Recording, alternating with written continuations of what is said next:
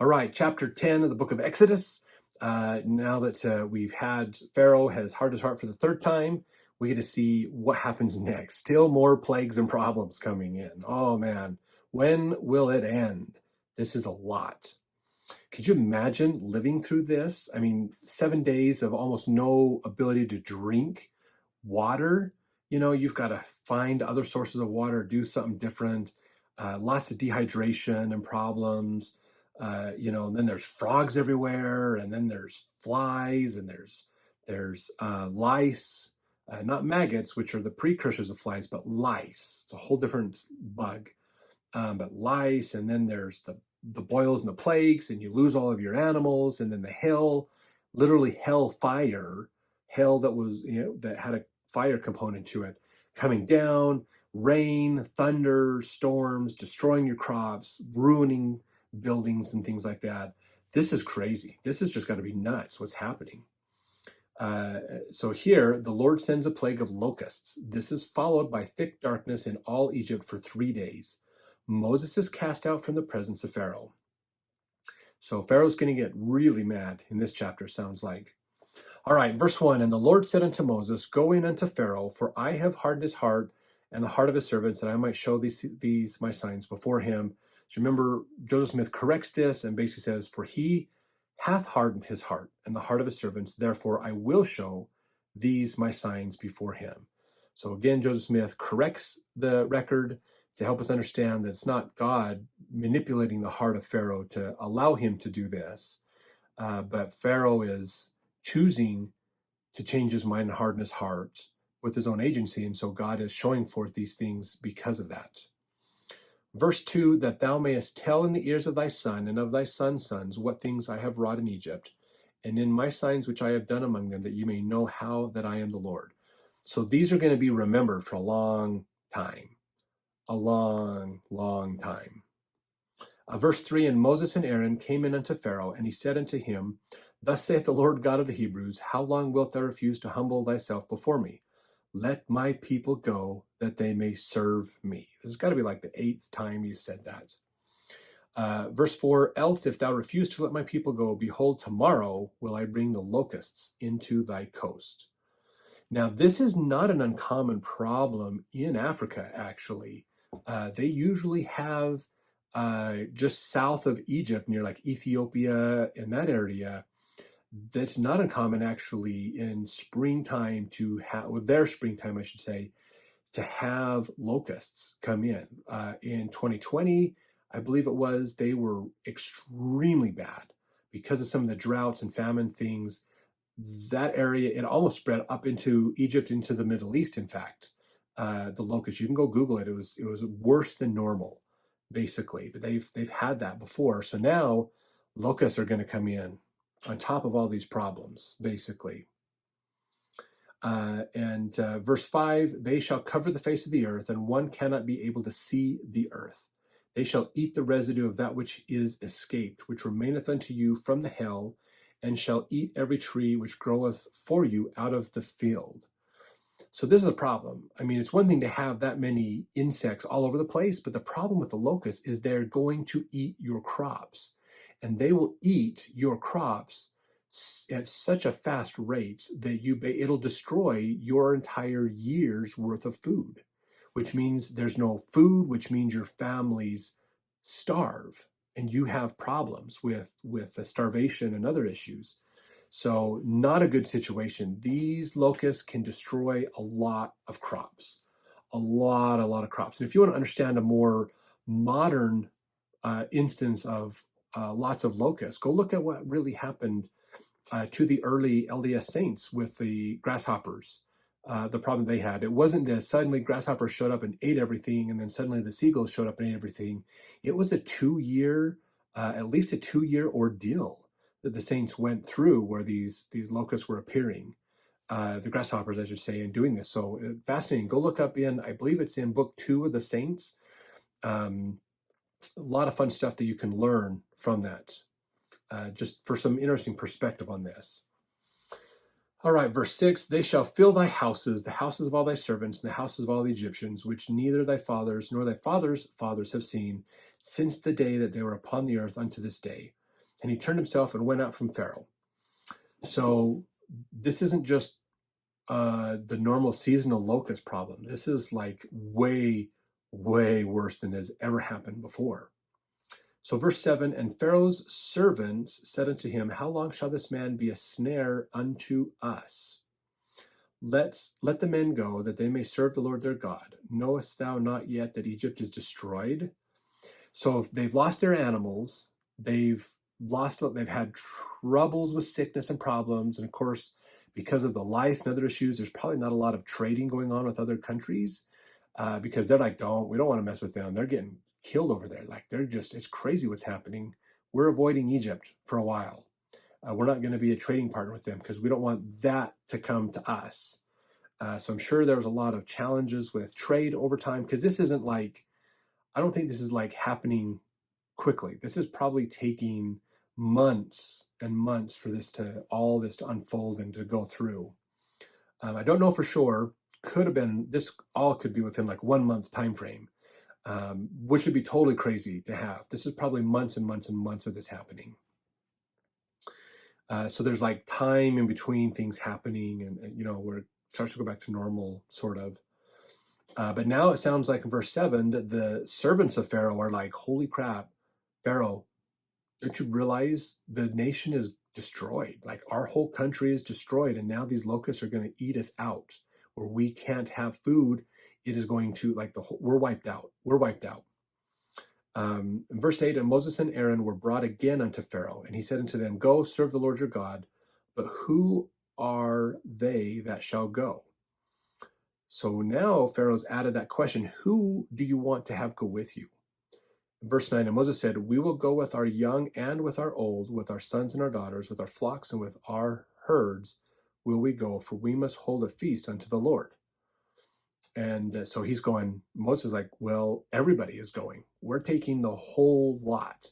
Animals and all are going with us.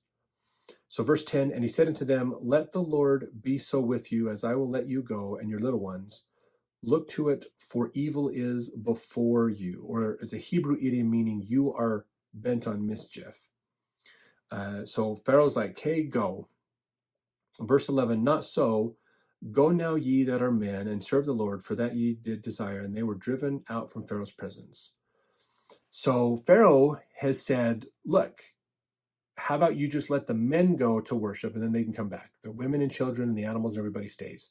So Pharaoh's still trying to keep them there. He still wants them to be a part of this because I'm sure they're so integral to the building, the construction, the support of the Egyptian economy that them leaving, in Pharaoh's mind, it could be that them leaving is a greater destruction to Egypt than what's literally happening to Egypt, which hopefully is getting to that point where he realizes that even with them leaving, it's not like we're already destroyed. We're already in a bad spot. But he hasn't got to that point yet. And it's important, if you think this idea of thinking economically about this seems different, it kind of should, just because we don't talk a lot about economics and how our society runs that much.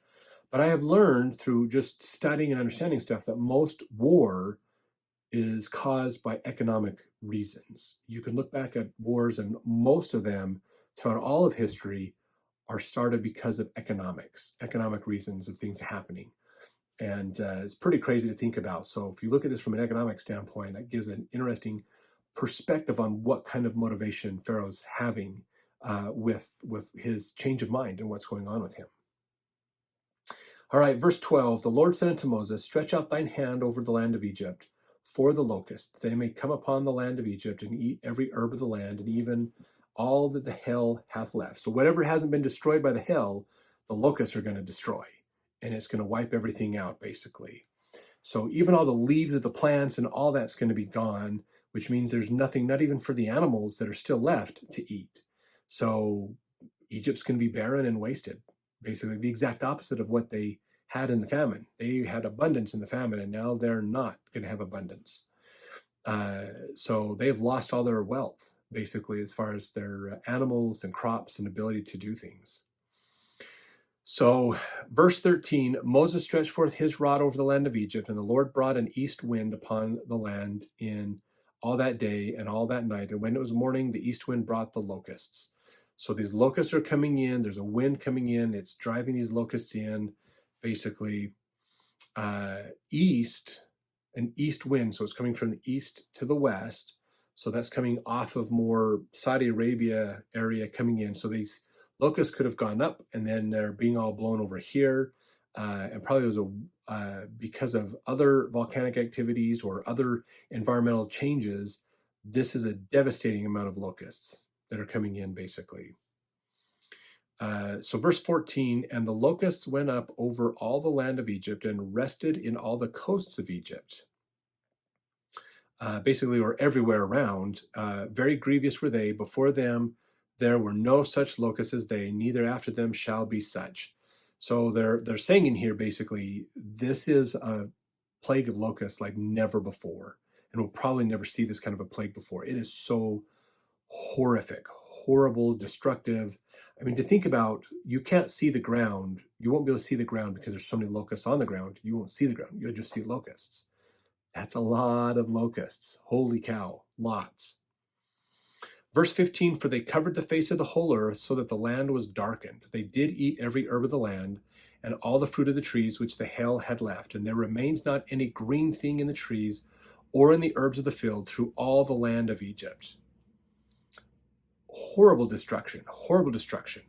So verse 16, then Pharaoh called for Moses and Aaron in haste.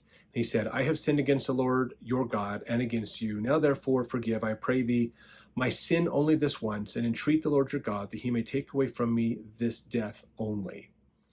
And he went out from Pharaoh and entreated the Lord. So Pharaoh calls him back going, I'm sorry. This is a bad thing. I did a wrong. You guys are awesome. God is good. Your God is obviously powerful. Can you please let this go? So Moses says, okay, we'll let this go. So he goes out to pray. Verse 19, the Lord turned a mighty strong west wind, which took away the locusts and cast them into the Red Sea. There remained not one locust in all the coasts of Egypt. So now a big other wind comes the other direction and pushes all the locusts out, basically.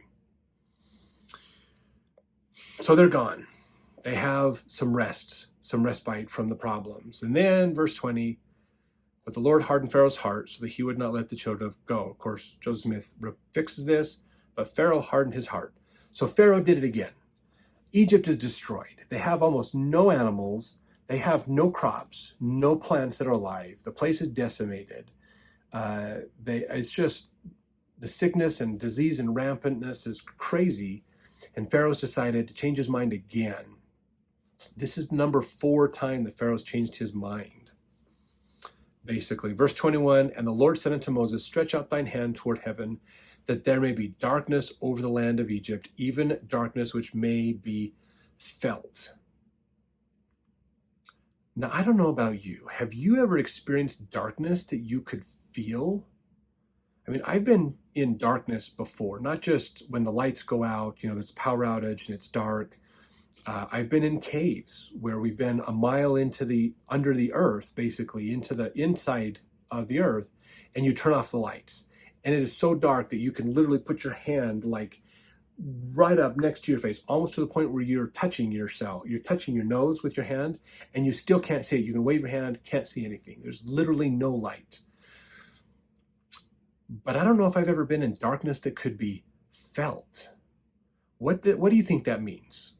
What do you think that could be? What is darkness that could be felt? I would like to get some ideas from you all on that as well. So put that in the comments.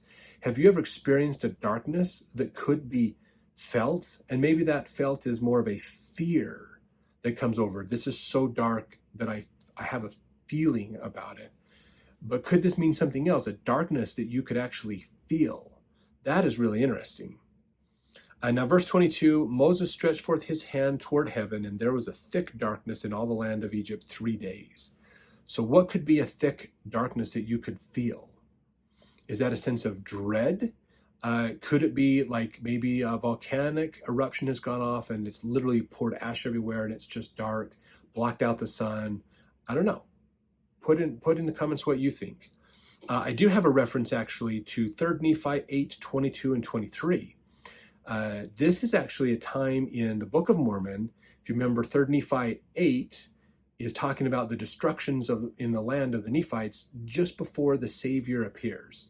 They suffered 3 days of darkness. It was so dark they couldn't even start a fire. What kind of darkness is that? That you can't even start a fire. It's so thick and heavy that it's causing problems with your ability to actually have a fire. So that could be the similar type of a thing that the Egyptians are experiencing. So again, put down what you think this is. So the thick darkness for 3 days. And that's the Nephites had that for 3 days as well. Verse 23, they saw not one another, neither rose any from his place for 3 days, but all the children of Israel had light in their dwellings. So Egypt couldn't see nothing. They couldn't see a single thing. They were blocked out, but the land of Goshen was fine. That's amazing. That's just wild to think about. Verse 24, and Pharaoh called unto Moses and said, go ye, serve the Lord. Only let your flocks and your herds be stayed. Let your little ones also go with you. So Pharaoh is coming back going, okay, fine, you guys can go, but I'll tell you what, you need to keep your animals here. Probably in his mind, again, this is that economic framework coming in. He's thinking they're going to leave, we'll take their animals, and they'll actually give us a chance to restart our society and our economy again. We'll just steal them all from them, basically. And then, oh, we don't know what happened to your animals. No, these are our animals. Yeah, I guess you just have to be a slave to us for a while longer to get them back or something.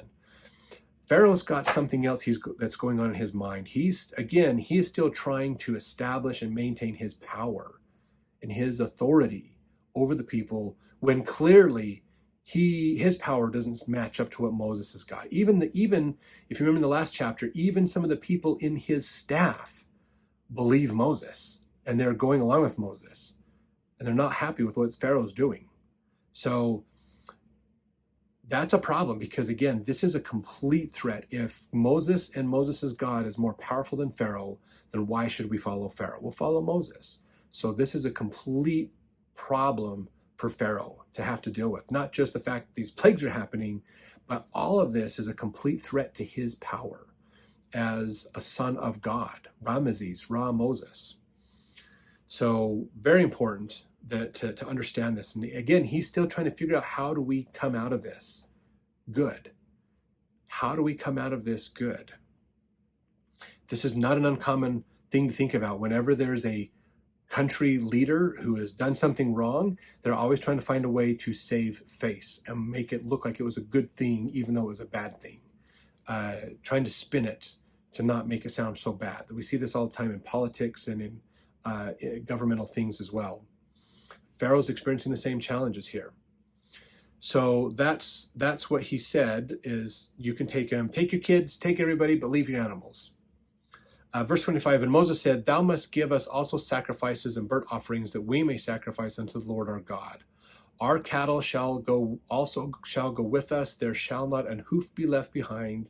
For therefore we must take to serve the Lord our God, and we know not with what we must serve the Lord until we come thither. So Moses is saying we have to make sacrifices, which means we need animals to sacrifice. Not to mention we need animals to help us carry our stuff, and we need animals to be food for us as well as we journey. So we don't know exactly what the Lord's going to require for the sacrifice, and so we're going to take everything with us. That's all their wealth. At this point in time, the Israelites are tons wealthier and more well off than the Egyptians are. So if the Egyptians realize that the Israelites have everything, then the land is going to the Israelites. They're going to be the rulers, basically, because they own the assets, they own the wealth, they have everything, basically. The Egyptians have nothing. So we're going to have a role reversal if they stay, basically. Verse 27, but the Lord hardened Pharaoh's heart, which he didn't. Again, Joseph Smith fixes that one. Pharaoh hardened his own heart. He would not let them go. So that's the 5th time Pharaoh's changed his mind. I'm just boggled, honestly, at how many times these things have happened. The Pharaoh comes down and says, hey, I'm sorry, I apologize. Let's figure this out. And then tries to negotiate a deal to still save himself and gain his power. And then he decides to change his mind. So Pharaoh really, really, really doesn't believe in Moses and Moses' God. I mean, really, that's pretty clear here. He still believes in himself and his God, and he's clinging to his power in all kinds of desperation, basically. Pharaoh said unto him, Get thee from me, take heed to thyself, see my face no more, for in that day thou seest my face, thou shalt die. And Moses said, Thou hast spoken well, I will see thy face again no more. Meaning, fine, we're not coming back. And that's good. I'm okay with that. That's what he's saying, basically. So now Pharaoh is threatening Moses with his life. So again, Pharaoh's trying to exert power over others. And Moses is going along because Moses really knows where the power is. He's not afraid of Pharaoh, honestly. So let's go on and see what happens in the next chapter, in chapter 11.